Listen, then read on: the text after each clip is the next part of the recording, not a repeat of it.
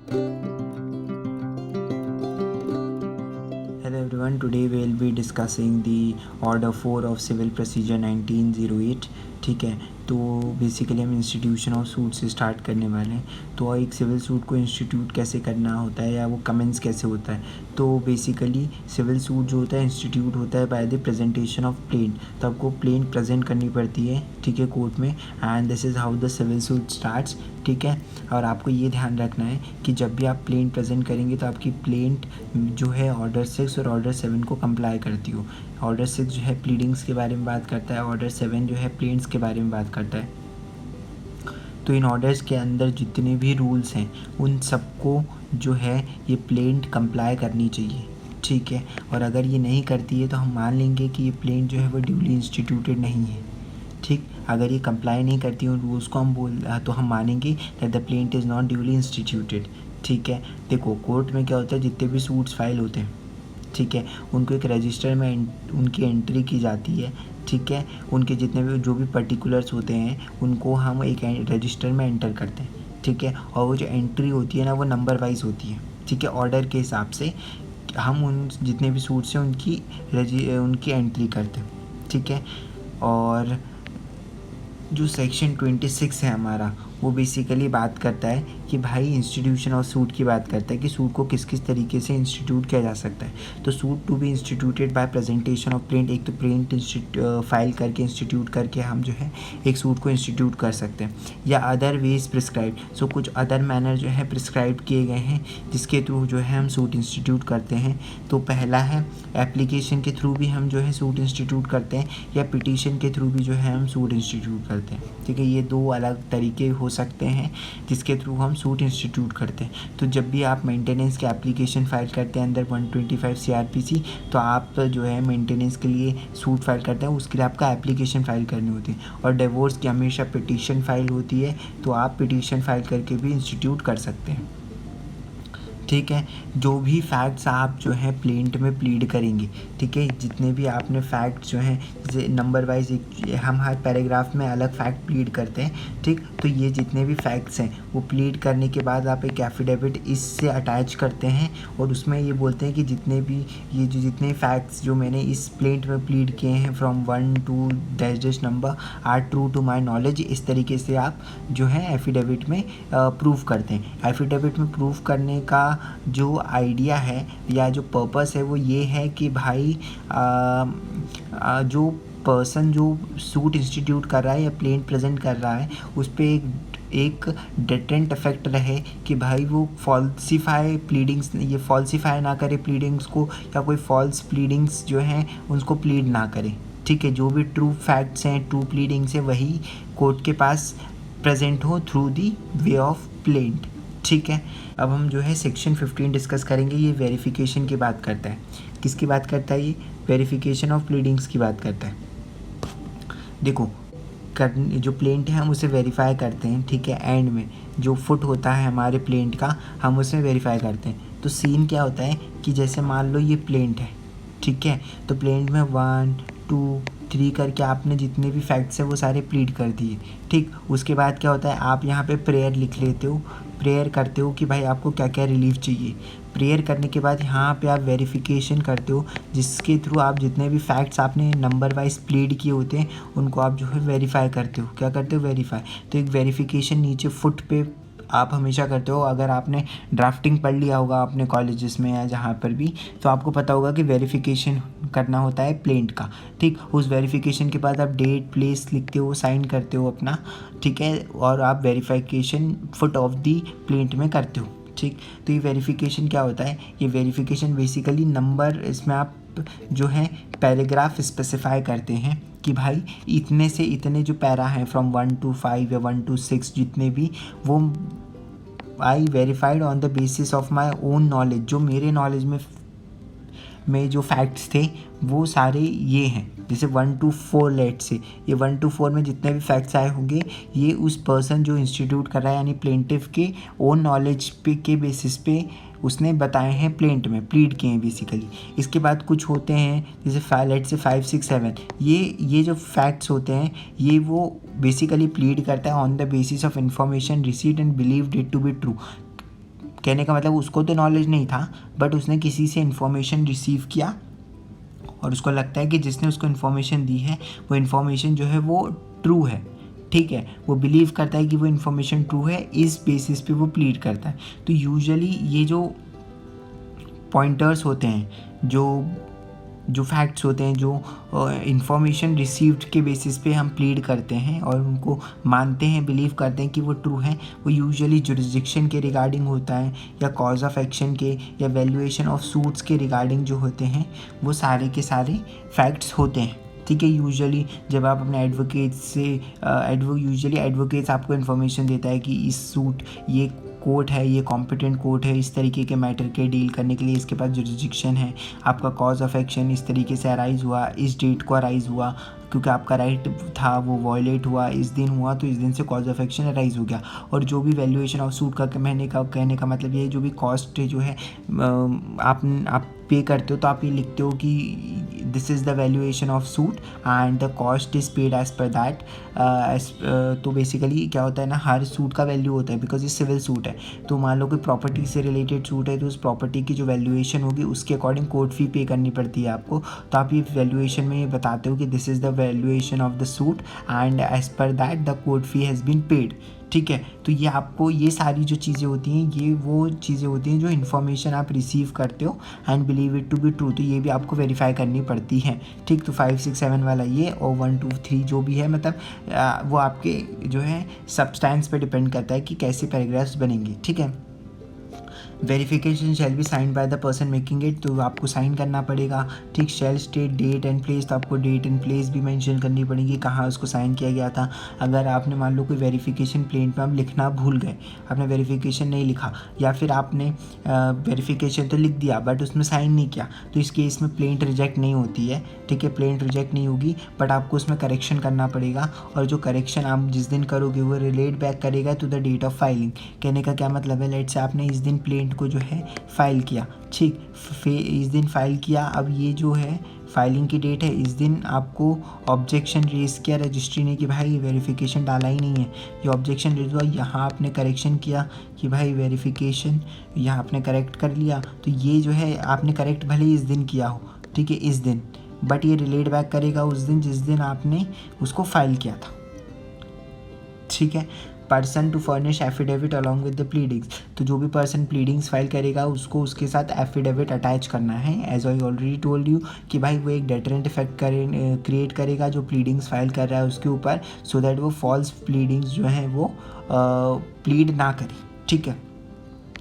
इसके बाद जो है हम सेक्शन 9 डिस्कस करेंगे। सेक्शन 9 का जो पहला पार्ट है वो इन लेंथ डिस्कस करना होगा हमें, जो कहता है कि कोर्ट जो है जिसके पास जुरिसडिक्शन है कि वो जितने भी सिविल सूट्स हैं, जो सूट्स हैं जितने भी जो सिविल नेचर के हैं वो उनको ट्राई कर सकता है। So the court has the jurisdiction to try all the suits of civil nature unless expressly and impliedly barred, जब तक वह एक्सप्रेसली और इम्प्लाइडली बार्ड नहीं हो जाते तब तक जितने भी सूट्स हैं जो कि सिविल नेचर के हैं उसे ट्राई करना पड़ेगा, ठीक है। तो कोर्ट के पास जुरिसडिक्शन है कि वो ट्राई करे सारे सूट्स जो सिविल नेचर के हैं, ठीक है, अनलेस एक्सप्रेसली और इम्प्लाइडली बार्ड, जब तक वे एक्सप्रेसली या इम्प्लाइडली बार्ड नहीं हो जाते, ठीक है।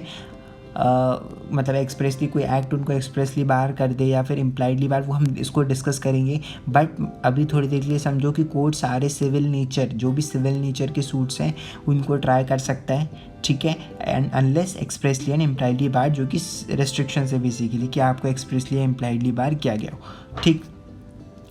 अब ये जो 2 पॉइंट्स हैं हम इन्हें अभी थोड़ी देर के लिए छोड़ेंगे, ठीक है, ये हम अभी थोड़ी देर के बाद डिस्कस करेंगे, तब तक हम जो है इसके आगे का पार्ट डिस्कस कर लेते हैं एक बार।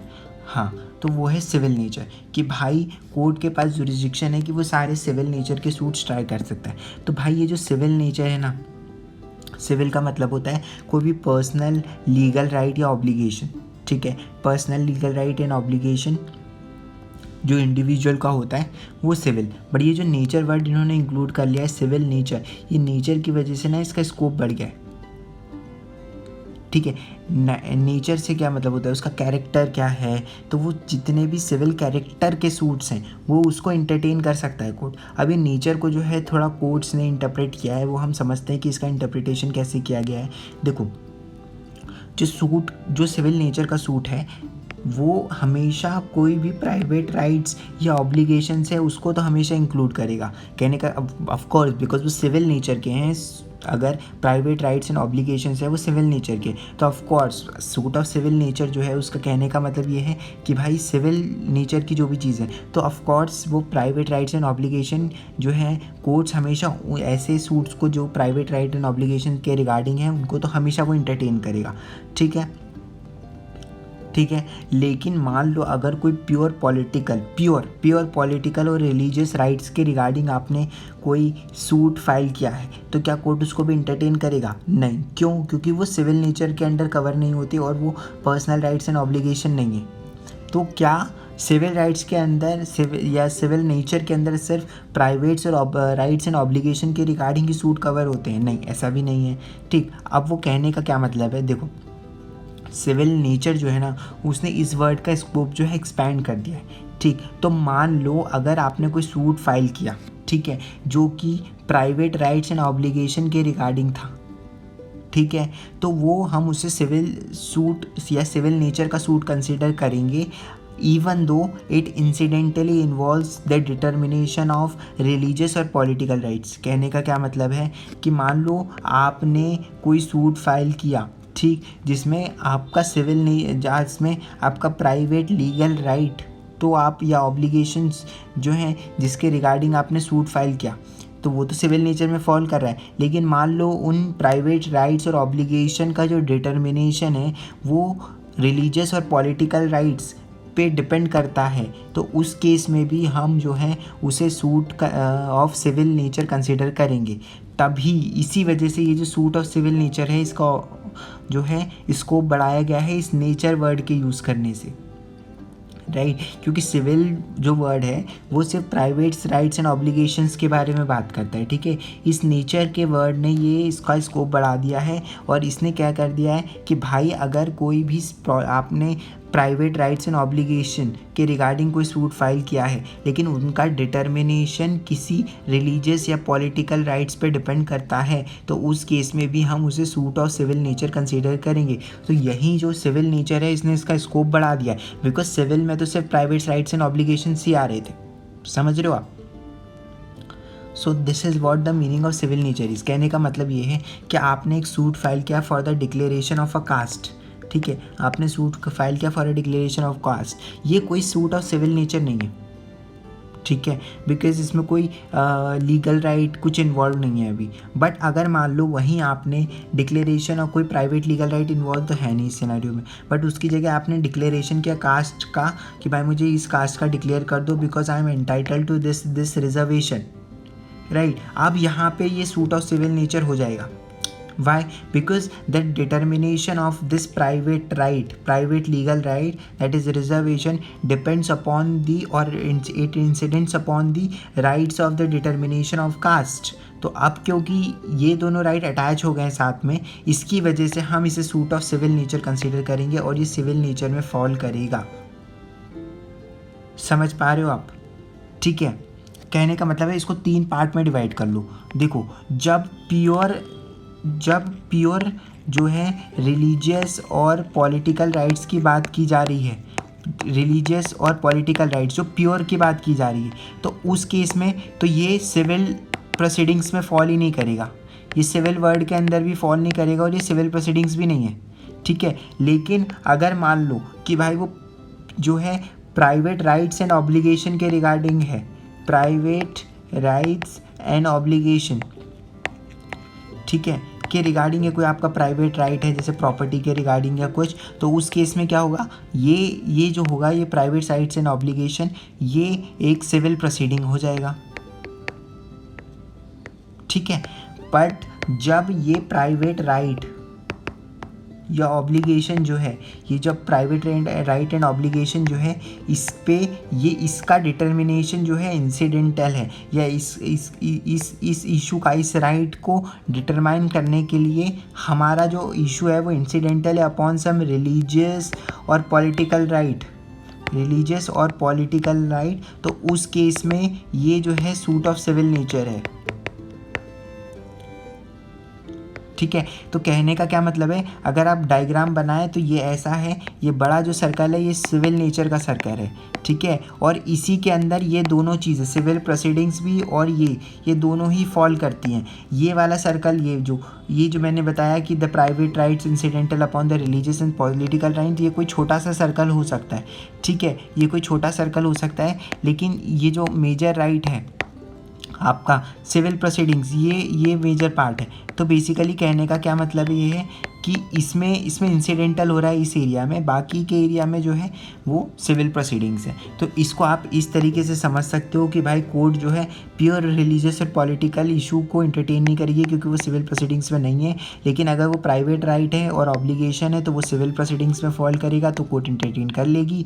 और अब क्योंकि सिविल नेचर का वर्ड यूज़ किया है तो उसमें ये दोनों ही कवर हो रहे हैं, जिसमें सिविल प्रोसीडिंग अपने आप में जो सिविल प्रोसीडिंग है वो तो है ही इंक्लूडेड, लेकिन जो प्राइवेट और रिलीजियस पॉलिटिकल राइट्स हैं वो भी, जो प्राइवेट राइट का डिटर्मिनेशन रिलीजियस और पॉलिटिकल राइट पे डिपेंड कर रहा है वो भी सिविल नेचर में फॉल कर रहे हैं। तो ये जो मैंने पूरा पर्पल बॉक्स बनाया है ना, ये जो पार्ट है ये सारा सिविल नेचर है। तो ये सारे सूट्स जो हैं कोर्ट ट्राई कर सकता है। देखो अगर मान लो राइट टू कलेक्ट आर्म्स है, राइट टू कलेक्ट आर्म्स जो है कोई लीगल राइट नहीं है, ठीक है, कोई लीगल राइट नहीं है, तो इस केस में ये सूट ऑफ सिविल नेचर नहीं होगा, ठीक है, क्योंकि ये इधर वाले में फॉल कर जाएगा। ये कोई सिविल नेचर का सूट ही नहीं है क्योंकि कोई राइट ही नहीं है, तो कॉज ऑफ एक्शन तो वैसे भी अराइज नहीं करेगा, क्योंकि कॉज ऑफ एक्शन कब अराइज करता है, जब कोई लीगल राइट हो वो वायलेट हुआ हो। अब यहाँ कोई प्राइवेट इंडिविजुअल राइट ही नहीं है क्योंकि लीगल राइट ही नहीं है, तो हम इसको वैसे भी रिकॉग्नाइज नहीं कर रहे, तो ये कोई सिविल प्रोसीडिंग्स है ही नहीं, तो ये बेसिकली ये सीधा इधर फॉल कर जाएगा, या तो फिर ये वैसे भी सिविल नेचर नहीं रहेगा। आई होप आपको समझ आ गया होगा, ठीक। इसके अलावा इसमें 2 पॉइंट्स और हैं।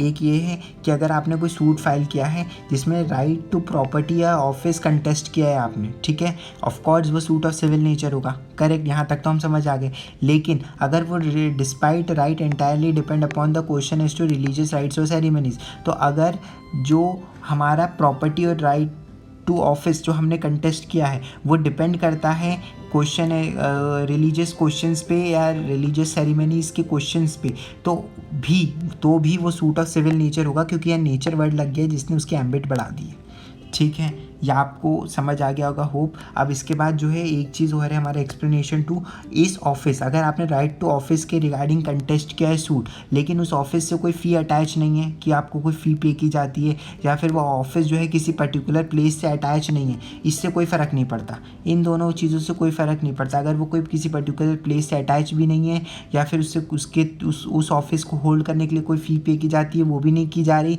तो इससे कोई लेना देना नहीं है, ठीक है। वो अटैच हो किसी प्लेस से या ना हो, या फ़ी पे की जा रही हो या ना की जा रही हो, उससे कोई फ़र्क नहीं पड़ता, ठीक। ये दोनों एक्सप्लेनेशन आपको होप क्लियर हो गई होगी। सिविल नेचर आपको समझ में आ गया होगा, क्योंकि सेक्शन 9 में सबसे डिफ़िकल्ट वर्ड यही है सिविल नेचर, जिसे हमें करना है, और ये आइदर एक्सप्रेसली और इम्प्लाइड ये वर्ड है, इसको हम कवर करते हैं, ठीक है।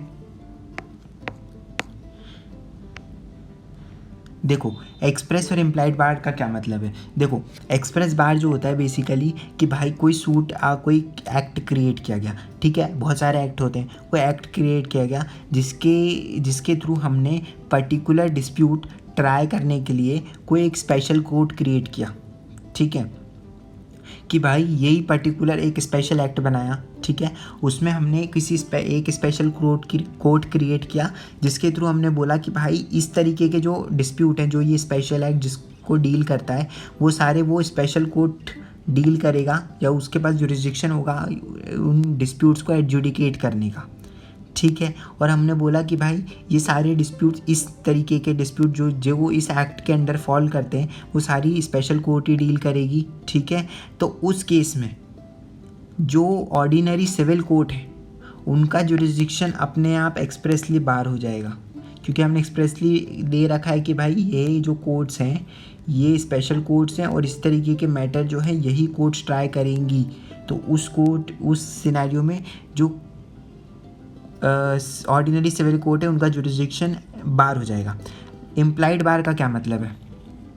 इम्प्लाइड बार का क्या मतलब है, देखो अगर मान लो स्पेशल कोर्ट्स क्रिएट हुई, ठीक है, स्पेशल स्टैट्यूट के अंदर, ठीक है, बट उसमें ये प्रोवाइडेड नहीं है कि भाई ऑर्डिनरी सिविल कोर्ट का जो जुरिस्डिक्शन है वो बार्ड है, ठीक है। एक्सप्रेसली हमने ऐसा कुछ नहीं कहा, हमने एक स्पेशल कोर्ट्स क्रिएट की, ठीक है।